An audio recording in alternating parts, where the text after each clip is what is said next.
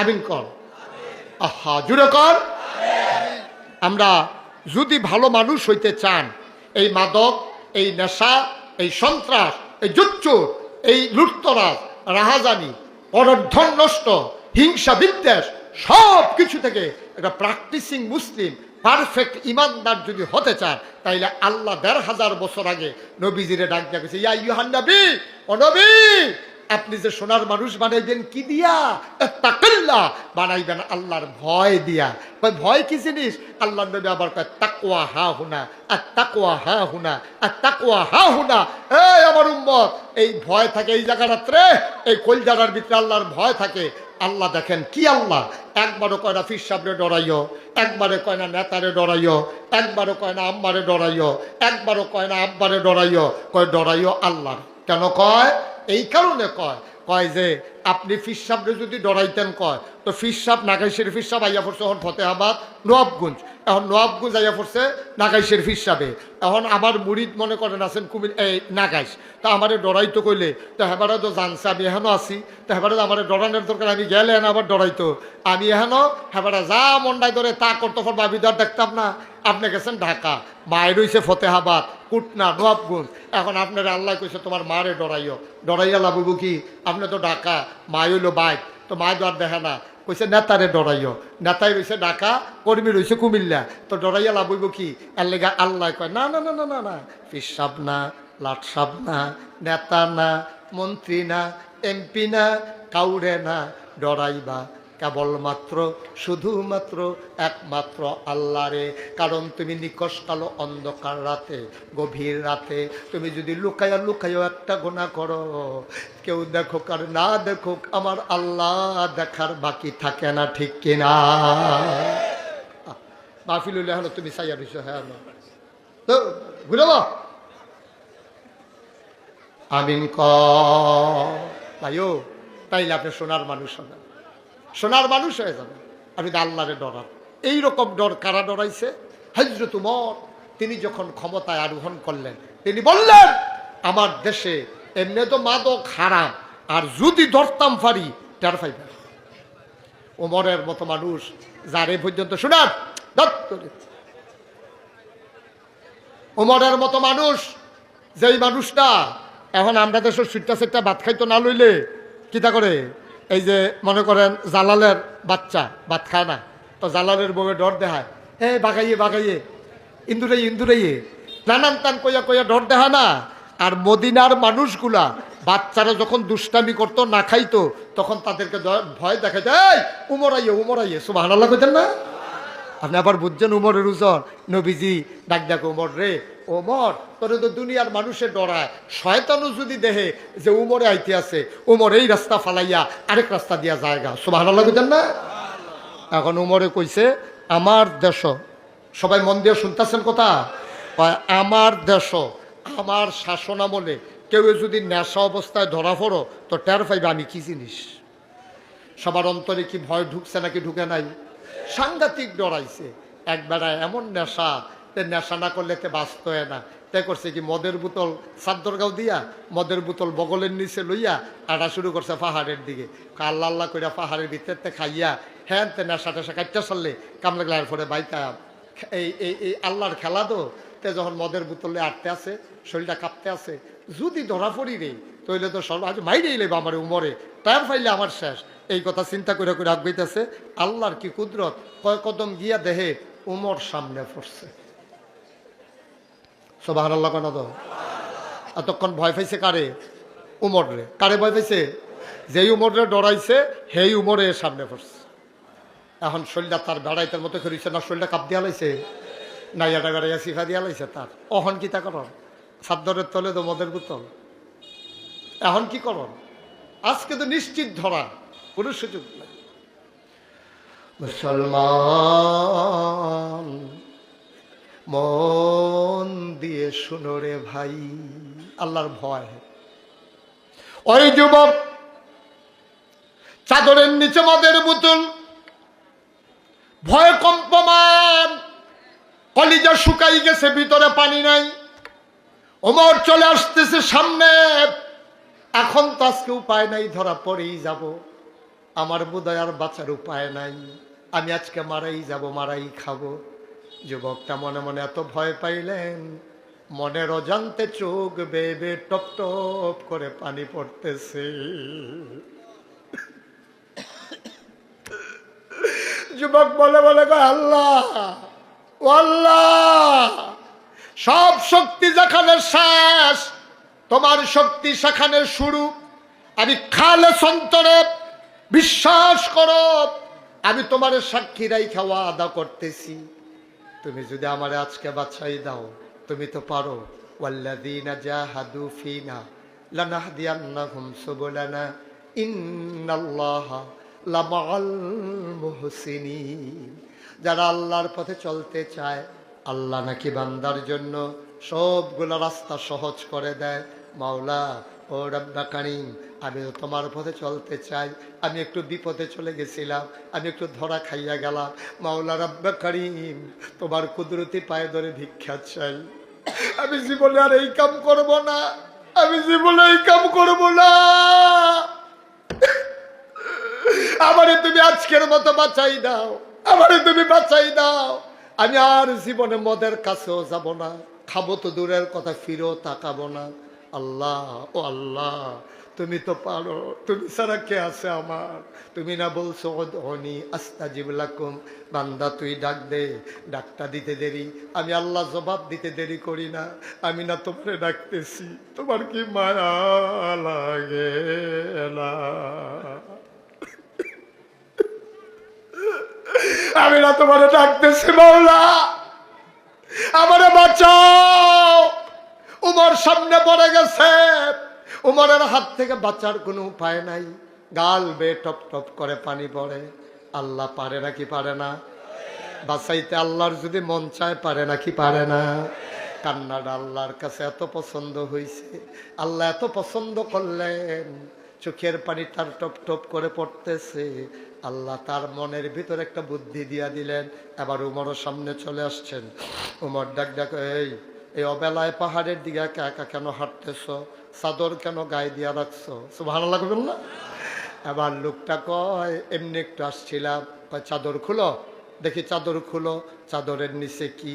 এবার যুবকটা ডাক দেয়া কয়, ইয়া আমিরাল মুমিনিন, ইয়া খলিফাতুল মুসলিমিন, ওমর, চাদরের ভিতরে একটা বোতল আছে, বোতলের ভিতরে একটু দুধ আছে, আমি একটু দুধ নিয়ে যাচ্ছিলাম। কয় দেখি খুলো চাদর। চাদর খোলা হলো, দেখি বোতল। ওমর বোতল নিয়ে নিলেন, নাকের কাছে নিয়ে তিনি টের পাইলেন মদের কোনো গন্ধ নাই। তিনি বুঝে নিলেন দুধ। যিনি সেকেন্ডের ভিতরে বোতলের মদকে দুধ বানাই দিলেন, তিনি কে? আজকে তুমি নিয়ত করো যুবক, ও কলজার টুকরা যুবক, তুই তো মা ছিলস না, তোর মা তোর জন্য কিটা করছে? মানুষের বাড়ি কাম করছে রে, তোর আব্বা ছোটবেলা মারা গেছে, তোর মা মানুষের বাড়ি কাম করিয়া টেহা জমাইয়া তোরে পড়াইছে, তুই ইউনিভার্সিটির চান্স পাইছ, তোর মারে তুই ফোন করছ, আব্বা সব ফলাফাইনের জিন্সের প্যান্ট আছে, আমার নাই। মাই কয় টেনশন করিস না ফুট, এর দূর পর্যন্ত যখন নিতাম পড়ছি বাহিরাও পারা, যে বেদ কাম করে তারারে গিয়া কইছে, আমার ফুতে তোমার সালে ইউনিভার্সিটিত পড়ে, জিন্সের একটা প্যান্ট লাগবে, 2500 টেহা দিলে লাগে। কয় টেনশন করো না, তুই জিন্সের টেহার কথার নাম কইয়া 2500 টেহা নিয়া তুই ঢাকা ইউনিভার্সিটির বিভিন্ন গোপন জায়গায় বৈশা বৈশা, ঢাকা শহরের বিভিন্ন অলিতে গলিতে তুই মাদক খাস, তুই মায়ের কথা ভুলে গেছস, তোর মায় কাম কইরা টেহা পাড়ায়, আর তুই গিয়া নেশা করস। আব্বা একদিন বুঝবি যেই দিন তুই বাপ হইবি, এখন তো তুই বাপ হস নাই, তো এখন যেদিন বাপ হয়ে যাবি ওই দিন বুঝবি। আমরা সবাই মিলে ইচ্ছে করলে আমার সমাজটাকে বদলে দিতে পারি। কলিজার টুকরা যুবক, অনুরোধ করে বলে যাই, আদর করে বলে যাই, মায়া নিয়া বলতেছি, তোমাদের যারা যুবক আছো, যদি ভুলে বন্ধুর পেছে পড়িয়া, শয়তানের কুমন্ত্রণায় পড়িয়া, নফসের তাড়নায় পড়িয়া যদি ভুলটা করে থাকো, আল্লাহর হস্তে আজকে এই মুহূর্তে ওই উমরের সামনে পড়ে যুবক যেমনে ওয়াদা করেছিল, যেমনে তওবা করেছিল, আজকে এই মুহূর্তে তওবা করো, আল্লাহ তোমার ভাগ্য বদলে দেবে। ঠিক কিনা কর? মানুষ কিরম সালাউদ্দিন আজিজা কার কথা জিজ্ঞান, আমি বলছি তোমরা গ্রামের হেই বাড়িটা কয়, তারাও আমরারে মানুষ কয় না, আমরাও তারারে মানুষ কই না। মানে কি মানুষ বালা না, এটার বুঝনের বাহি নাই। ওখানে আমরা যে তারারে মানুষ মানুষ কই, আমরা যে তারা আনসার দেওয়া ধরতাম চাই ভাই ভাই কই, না হইলে হো আমার এই ফিটা দিয়া হ্যাঁ, তো যখন গিয়ে চাচার ঘরে ঢুকা জায়গা পায়, এই চাচাই কি আমার বন্ধু না শত্রু? আমার এই ফিডুইন ব্যাপারে তোমার এখনো জায়গা পায় কেমনে? আমার দেশে যারা আজকে খুন করে তারা দৌড় দিয়ে বুচুর করে ইন্ডিয়াকে ঢুকালায়, আমার দেশে যারা অন্যায় করে দৌড় দিয়ে গিয়ে ইন্ডিয়া ঢুকালায়, আর হ্যাঁ তারা ওকে আদর করে যত্ন করে রাহে। আমরা ওকে ব্যাহতার, আমরা কি এত ব্যাহতা? আমরা নইলে বুঝি না আর কি, আমরা কি ওকে এত বুঝি না? আপনাদের দূর বুঝার মতো ক্ষমতা আছে। সুতরাং আমার অনুরোধ, কলিজার টুকরা যুবক রে, তোরা আমি কলজা এটা করে না আমার কলজার টুকরা যুবক, আমি তোরা কলজা দিয়া মায়া করি। এই কলজাটা যদি কাটটা দেখাইতাম পারতাম, দেখলো লাইনে লাইনে খালি যুবক যুবক লেখা। কারণ আমি জানি এখন যৌবন যার, যুদ্ধে যাবার শ্রেষ্ঠ সময় তা। যৌবন ছাড়া কিছু করা যায় না, টেম্পার নাই। ওনারা যদি আমি কই দুলাভাই আপনাকে দৌড় দেন, উনি কইব যে আপনি যান, আমি আইতে আসি। আর আমি যদি ফলাফেন্ডে কই দৌড় দে, ফলাফেন্ডে কইব হুজুর আমরা যাইতে আসি, আপনি আইয়েন। ঠিক কিনা কম? তাহলে আমার ছেলেরা যদি এখন একটু বুঝে যায়, আমার ছেলেরা যদি একটু সচেতন হয়ে যায়, আমার বাংলা সোনার বাংলা হয়ে যাবে। সুতরাং আমরা যেই নেশা, যেই মাদক আল্লাহ হারাম করেছেন, আরাম না হারাম? আমার কতক্ষণ আরাম না হারাম? যেই মাদক নেশা আল্লাহ হারাম করেছেন, এই হারামের কাছে আমরা যেহেতু কুত্তার গোশত খাই না, আমরা যেহেতু শুয়োরের গোশত খাই না, কেন? এগুলা হারাম। ঠিক মদ খাওয়া, গাঞ্জা খাওয়া, ফেন্সিডিল খাওয়া, ইয়াবা খাওয়া, এইগুলাও হারাম। এই হারামের কাছে আমার যুবকেরা যাবে না ইনশাআল্লাহ। সবাই করা আমিন। তাই বলছিলাম যে এই নেশার কারণে মানুষ ইমান হারা হয়ে যায়, আল্লাহ ভুলে যায়, মানুষ ইমান ভুলে যায়। সে যে মুসলমান এটা তার মনেই থাকে না, মা চিনে না, বউ চিনে না। কারবার তো আরেকটা কথা তো মনে পড়ছে, এটাও কি কইলে তা ওই মদ খাইয়া তে লুড হয়ে গেছে, লুড হয়ে সেটা ঘর গিয়া ঢুকছে, ঢুকিয়া সেটা তার কোনটা বউ, কোনটা মা, কোনটা জি, তার তো মাথায় কাম করে, তো মাদক নেশার কবলে ফুটে রয়েছে। গিয়া সেটা ঢুকিয়ে দেখে তার বউয়ের দেখে সেটা কইতাছে বোন গো কটা বাদ দিয়া লাইয়েন। ও জিয়ারে দেখছে, জিয়ারে গিয়া সেটা দেখে সেটা কইতাছে বোন গো ফ্যানের ভিতরে প্রচন্ড খিদা, দুগলা বাদ দিয়া লাইয়েন। ও জিয়ারে যখন বন্ডে খেলাইছে বাফে, মাইয়া দিছে চিল্লানা মা, কই কি থাকো? আব্বাই আমার বন্ডে খেলাইছে। কয় ডাকি ওর কাছে কচ্চা বিয়ার উপযুক্ত মাইয়া বাফে জিয়ারে বন্ডাহে, এই কথা শুনলে এই বিয়ার দেওয়ার লাগতো না। দৌড়াইয়া এই বউয়ে আইসে ঘর, আইয়া সেরকম আপনার কত কইছি এটা খাইয়েন না আপনার মাইয়া ফল বড় হইতাছে, এটা বিয়া দেওয়ার লাগবো। কেরাই হুইনালাইছে কি গো আপনি দিতাইরে বন্ডিকা বিয়ে হইছে। এবার আইস দেখ মা গো মাথা ঠিক নেই।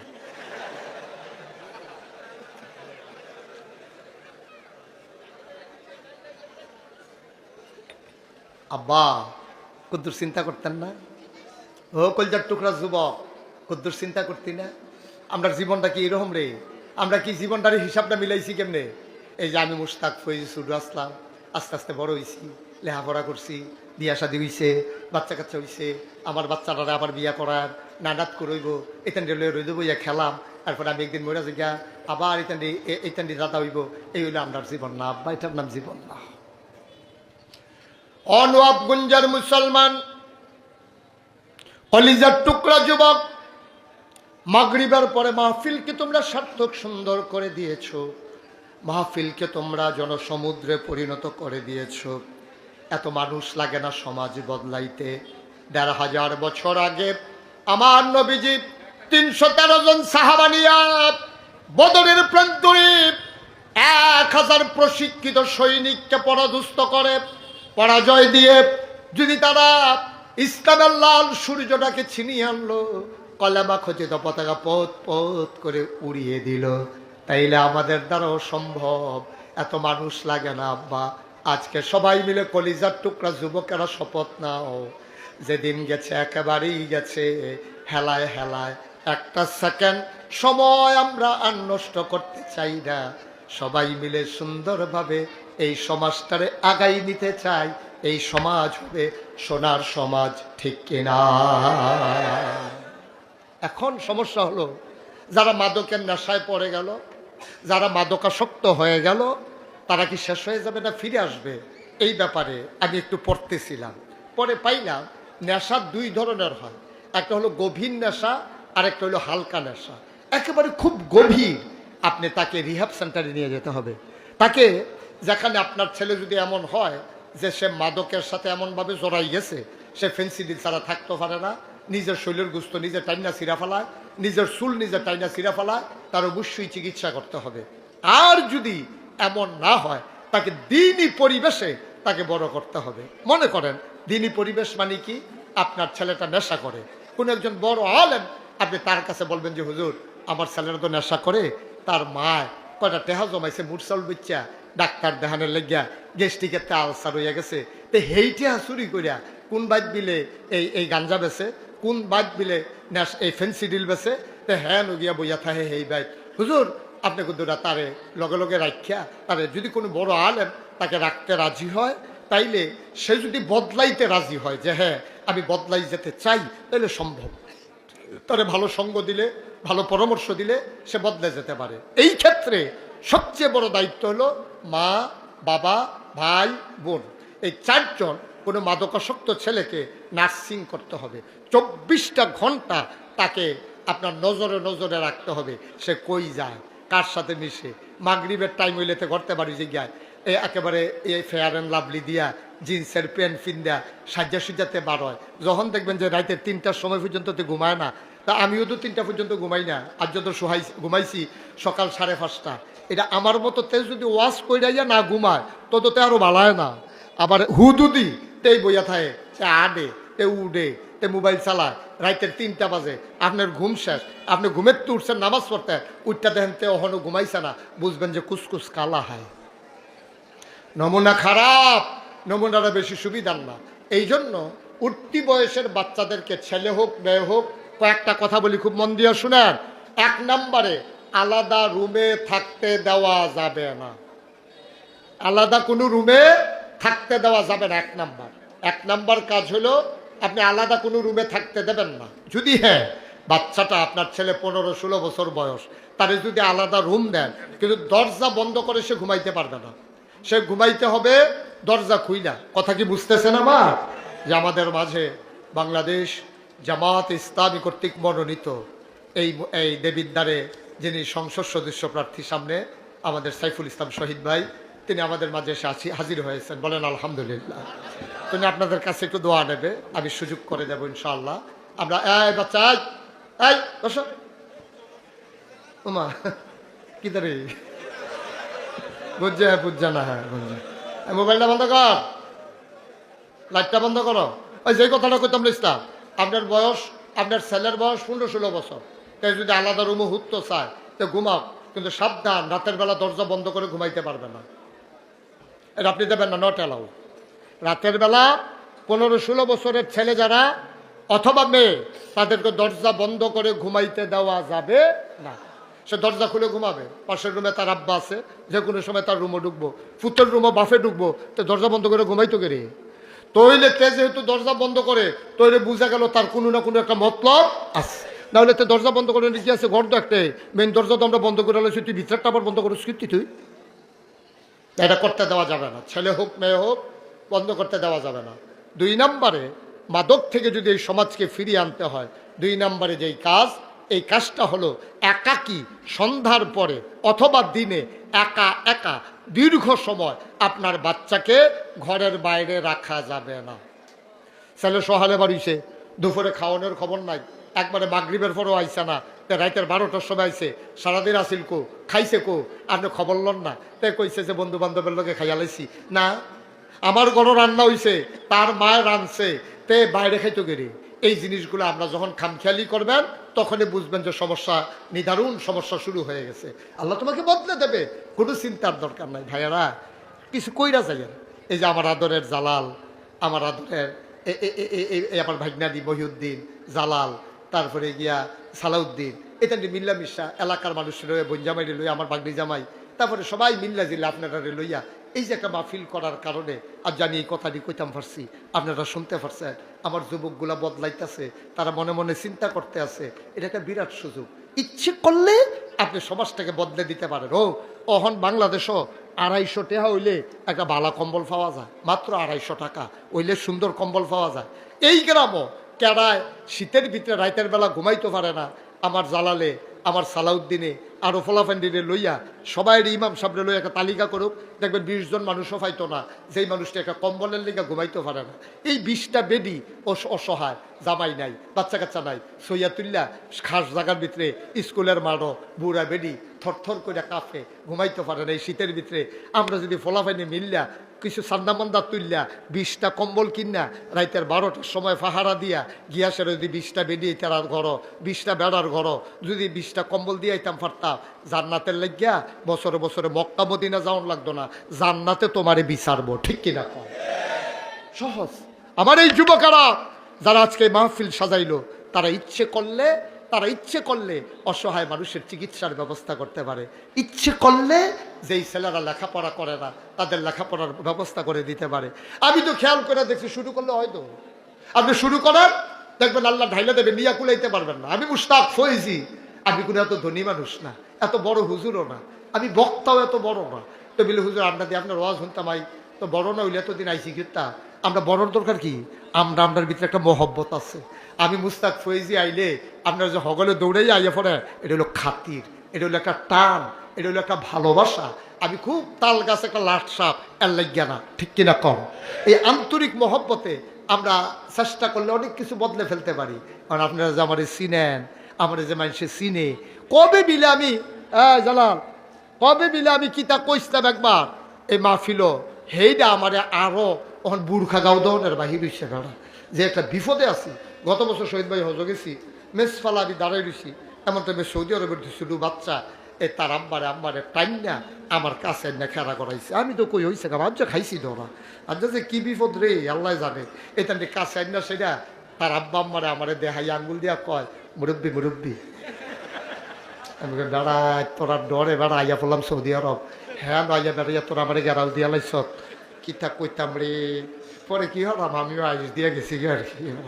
ভাইও পরিচয় যার বেশি তার দায়িত্বটাও বেশি।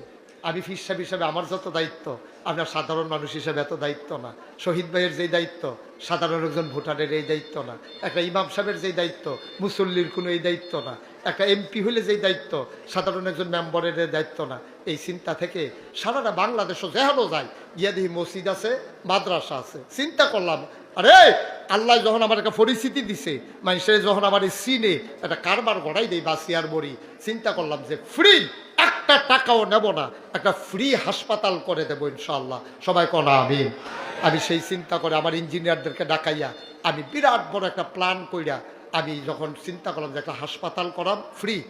হাসপাতাল হলো 21,000 স্কোয়ার ফিট, প্রায় 50 শতক জায়গা আমার হাসপাতালের ভিতরে ঢুকিয়া গেছে। আবার বুঝেন কি কারবার, দোতলায় 3 তলায় মসজিদ, এক লগে নামাজ পড়বো 6,000 লোক। মার হাবা কইতেন না? 6,000 লোক এক লগে নামাজ পড়বো, আর নিচতলায় ফ্রি হাসপাতাল। আমি যখন এটার কাম শুরু করছি, আমি সত্য ডরাইছি। ইঞ্জিনিয়ারে জিজ্ঞেসি কত রে লাগবো, কতজন এটা করতে 30 কোটি টাকা লাগবে। কোস কিতা বেড়া এত টাকা আমি ফায়াম কো হুজুর